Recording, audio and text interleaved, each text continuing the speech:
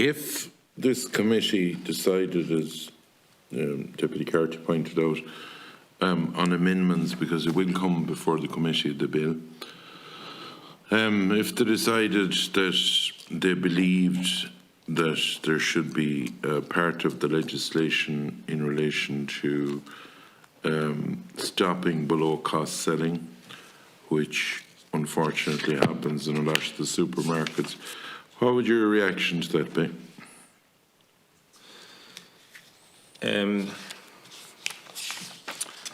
So again, I suppose I'd make the point that the issue of below-cost selling is not a feature of the current legislation, and I suppose as such No, you didn't listen to me. I said if this committee has been pointed out by Deputy Carty, has the right to put in amendments, and if it was passed and accepted, what would your views be? We haven't canvassed members recently on their position around below-cost selling, but I would make a number of observations because I appreciate that you're anxious to hear the perspective of retailers on this. When it comes to below-cost selling, I suppose I would first make the point that those promotions are paid for by retailers and are of enormous value to consumers, and I think it's important to make that point, particularly in the context of the very significant cost of living increases that we've seen, and obviously the desire of the retail sector, a very competitive sector, to continue to be able to deliver value for money to their consumers. When the debate did take place around the groceries order, one of the most strident advocates, I suppose, for its abolition was consumer advocates, and I think I think we should be very careful about taking any steps that are likely to lead and push up the cost of food to Irish consumers.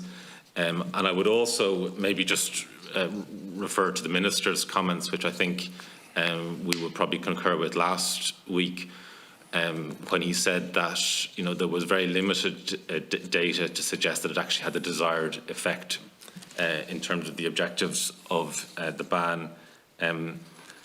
But look, if that issue will arise again and becomes a live and active debate, I'm very happy to engage with members on that and come back to this committee and reflect those views in. I presume you agree that nobody should have to produce something below the cost of production. Look, I think it's really important that everyone along the food supply chain gets a fair margin. And I think it's important that, and obviously Irish retailers value the relationship enormously with their suppliers. I think you only need to go into any grocery stores just to see the value and the promotion that is placed to quality Irish produce. And I think certainly Irish retailers are very anxious to continue on and have a sustainable relationship with suppliers in the future. But obviously, at the same time, individual retailers obviously have to compete in a very competitive market, make sure that they can sustain their own market share and in turn be able to deliver that quality, that choice, but also that value to Irish consumers. And again, maybe just to reiterate that point, I said that we're obviously entering a phase where there is very acute pressure on many consumers due to cost of living rises, and I think it's very important that the retail industry is still allowed to play its role in terms of delivering value to Irish consumers in that context. This new body will be monitoring, European prices, and it'll be monitoring a lot of different things.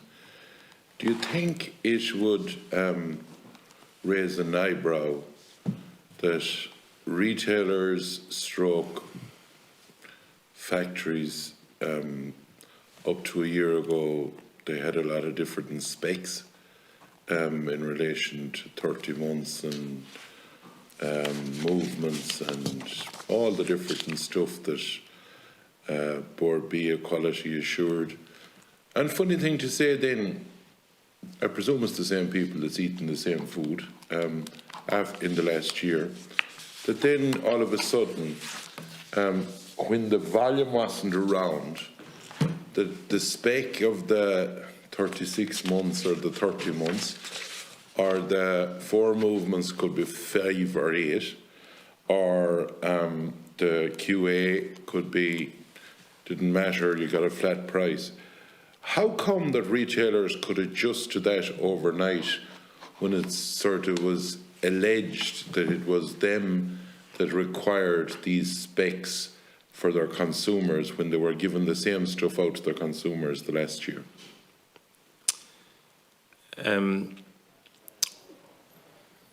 So I suppose in answer to that, as a trade association, we haven't to date engaged with members on the specificities around issues. Well, hold on now. You represent them, and these specs are here 3 years, 4 years, 5 years. Last year, the last year.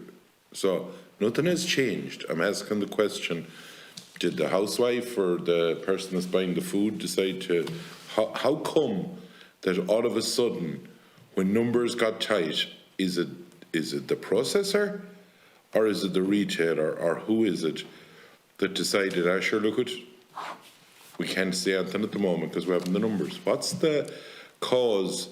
And I'm just wondering, with the new legislation coming in, we will be monitoring what we can put into it in the line of amendments. It raises an eyebrow for anybody that over in 2019 you needed nearly a list of stuff as long as a copy to have with an animal going, and this year, well, I'll tell you, they'd grab your hand for an animal. So, how come that happens when, it was put out over 3 years ago and 4 years ago we had to have X, Y, and Z, or they wouldn't be accepted? Is it your group that you represent, or is it the middle person between ye and the farmer that's deciding a lot of this?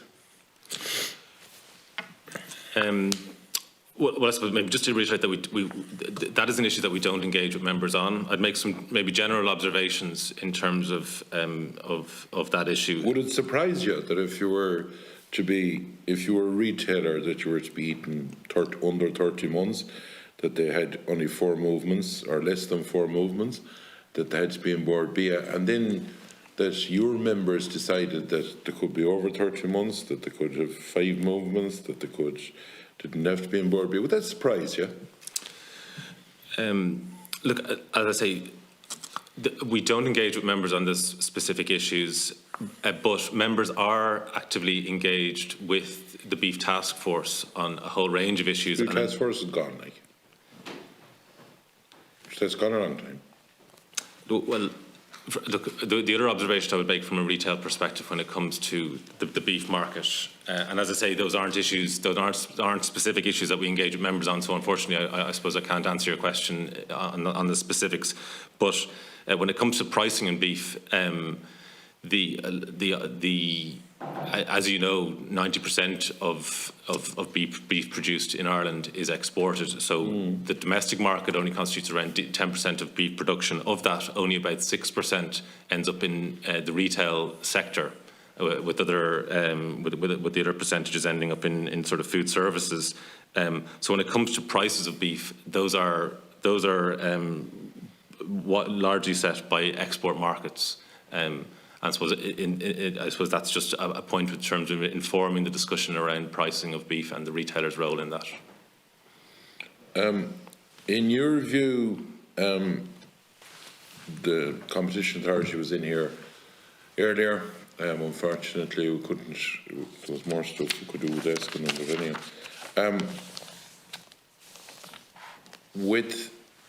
Do you find a lot of overlap with the Competition Authority and this new body?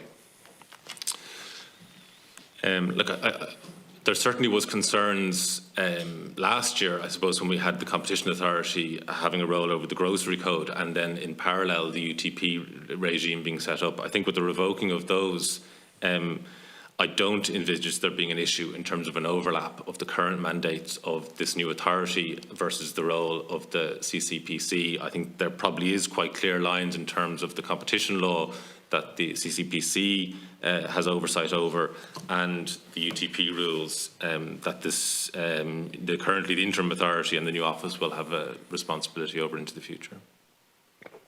And In relation to, say, retail at the moment, how is it performing under the circumstances, say, with the inflation and everything? How is it performing in relation to the food sector? Is the food, say, we're hearing in parts of Europe that certain things are not as well, that they're basically not as much in demand. What's the situation here in Ireland?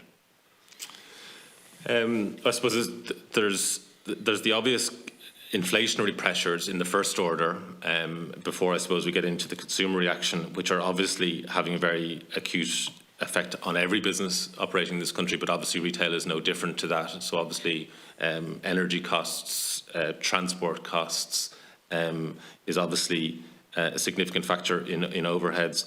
Obviously there's pressure right throughout the supply chain. And as I say, while we don't engage with members on price and market sensitive issues, I think you only need to look at the CSO statistics that will suggest that obviously clearly already there has been price increases that have moved through the supply chain. I think from a groceries perspective, obviously the objective of members in that regard is to try and limit the impact of that inflationary pressure on their consumers. And I think it is a very competitive market out there, and obviously businesses are anxious to ensure that they retain their market share in that context as well. I think in terms there is a wider issue then of, I suppose, consumer spending and how that will be affected. Obviously we have a line of sight on a whole category of retail, not just grocery retail, and some of which is much more exposed to maybe discretionary spending than others. Some of it is a little bit more insulated, but I think definitely there would be a concern that we have fall off in some of that discretionary spending that would go into certain parts of retail. And obviously if the cost of living squeeze continues, obviously the impact on consumers is everyone tightening their belts a little bit more, and needless to say, obviously that feeds into all operators in the market. If with the UTP, if they basically start doing an analysis on credit to the retail sector by the agricultural sector, would you be concerned that there may be some retail outfits that could be showing up in relation to, a long number of days of credit that they require for the produce that is bought from them, from the person that basically grows it or whatever? Again, I suppose those specific issues around individual companies and the relationship with the supply chain is not something that we engage with members on. I suppose when it comes to payment dates. Sorry, but unfair trading practices could be somebody, knocking a long distance out of someone that's trying to supply stuff that mightn't survive. So I just can't understand how you don't engage in a lot of the stuff that I've asked, because you'd imagine there'd be unanimity in agreement among retailers that they need the producer of the product. Look, I suppose Retail Ireland provides a forum where retailers exchange views, and due to competition law, those sort of issues are not something that is ever on the association's agenda. It's not something we engage with members on, or we facilitate conversations between members. I would say when it comes to obviously the UTPs are currently in force. The first two UTPs referred to